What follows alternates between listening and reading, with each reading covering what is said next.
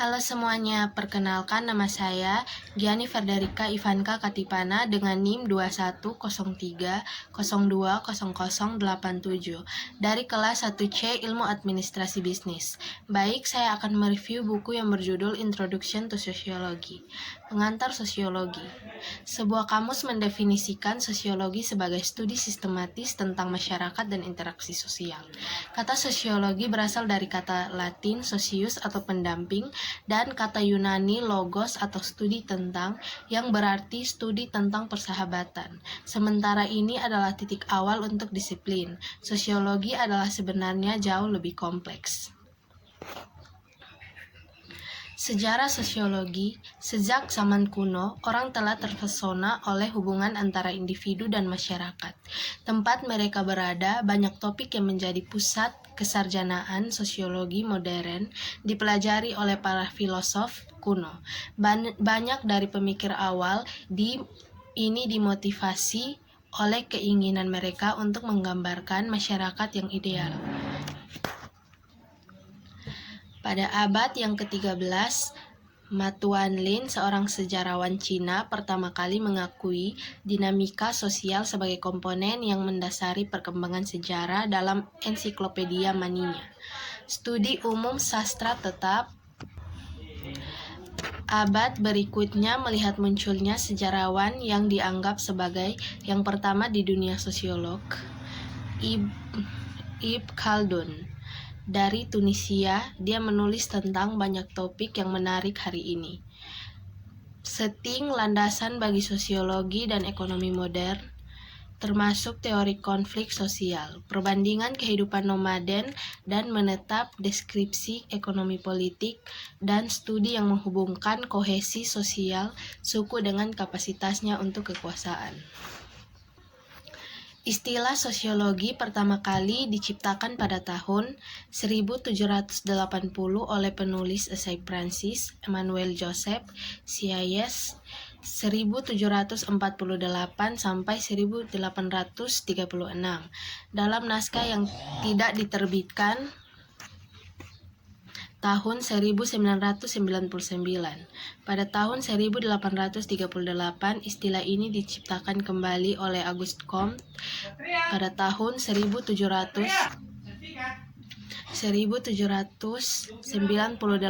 sampai 1857. Comte awalnya belajar untuk menjadi seorang insinyur, tetapi kemudian menjadi murid dari filsuf sosial Claude Henry de Rouvroy, Comte de Saint-Simon 1760 sampai 1825.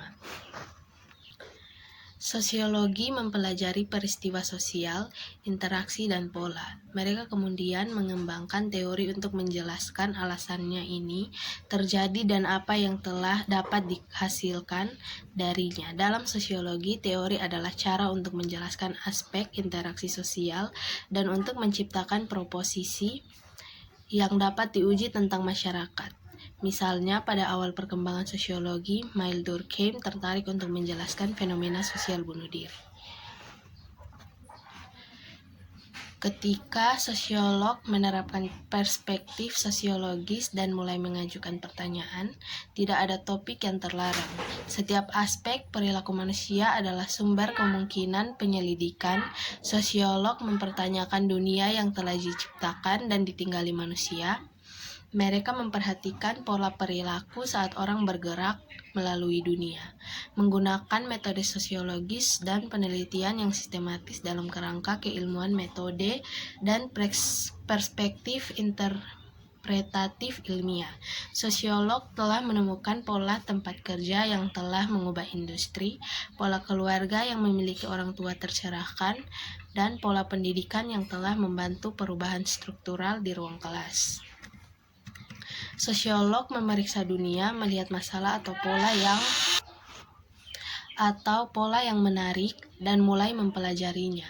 Mereka menggunakan metode penelitian untuk merancang penelitian, mungkin metode ilmiah yang terperinci sistematis untuk melakukan penelitian dan memperoleh data, atau mungkin studi etnografi menggunakan kerangka interpretatif. Perencanaan desain penelitian adalah langkah kunci dalam setiap studi sosiologis. Ketika memasuki lingkungan sosial tertentu, seorang peneliti harus berhati-hati, ada waktu untuk tinggal anonim dan waktu untuk terbuka. Ada waktu untuk melakukan wawancara dan ada waktu untuk sekadar mengamati. Beberapa peserta perlu diinformasikan secara menyeluruh, orang lain seharusnya tidak tahu bahwa mereka sedang diamati. Sosiologi melakukan penelitian untuk menjelaskan perilaku manusia. Pengetahuan adalah alat yang ampuh yang dapat digunakan untuk perubahan positif. Dan sementara tujuan sosiologi seringkali hanya untuk mengungkapkan pengetahuan alih-alih memacu tindakan, banyak orang menggunakan studi sosiologis untuk membantu meningkatkan kehidupan masyarakat. Karena akal, melakukan studi sosiologis datang dengan sejumlah besar tanggung jawab. Seperti apapun peneliti, sosiolog harus mempertimbangkan kewajiban etis mereka untuk menghindari merugikan subjek atau kelompok. Saat melakukan penelitian mereka, American Sociological Association atau ASA adalah organisasi profesional utama sosiologi di Amerika Utara. ASA juga merupakan sumber yang bagus untuk mahasiswa sosiologi. ASA mempertahankan kode etik pedoman formal untuk melakukan penelitian sosiologis. Terdiri dari prinsip-prinsip dan standar etika yang akan digunakan dalam disiplin. Ini juga menjelaskan prosedur untuk mengajukan, menyelidiki, dan menyelesaikan keluhan tentang perilaku tidak etis. Praktisi sosiolog dan mahasiswa sosiologi memiliki banyak hal untuk dipertimbangkan. Beberapa pedoman menyatakan bahwa peneliti harus berusaha terampil dan berpikir adil dalam pekerjaan mereka, terutama yang berkaitan dengan manusia. Mereka mata pelajaran penelitian harus mendapatkan persetujuan peserta dan menginformasikan subjek tentang tanggung jawab dan risiko penelitian sebelum mereka setuju untuk mengambil bagian. Selama studi, sosiolog harus memastikan keselamatan peserta dan segera berhenti jika subjek berpotensi terancam punah pada tingkat apapun. Budaya. Manusia adalah makhluk sosial. Sejak awal Homo sapiens hampir 250.000 tahun yang lalu, manusia telah dikelompokkan bersama ke dalam komunitas untuk bertahan hidup. Hidup bersama, orang membentuk kebiasaan yang sama dan perilaku dari metode khusus, mengasuh anak hingga teknik yang disukai untuk mendapatkan makanan.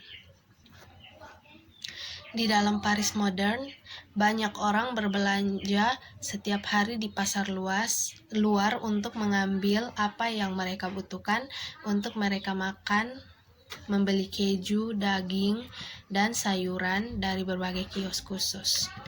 Di Amerika Serikat, mayoritas orang berbelanja seminggu sekali di supermarket, mengisi gerobak besar sampai penuh.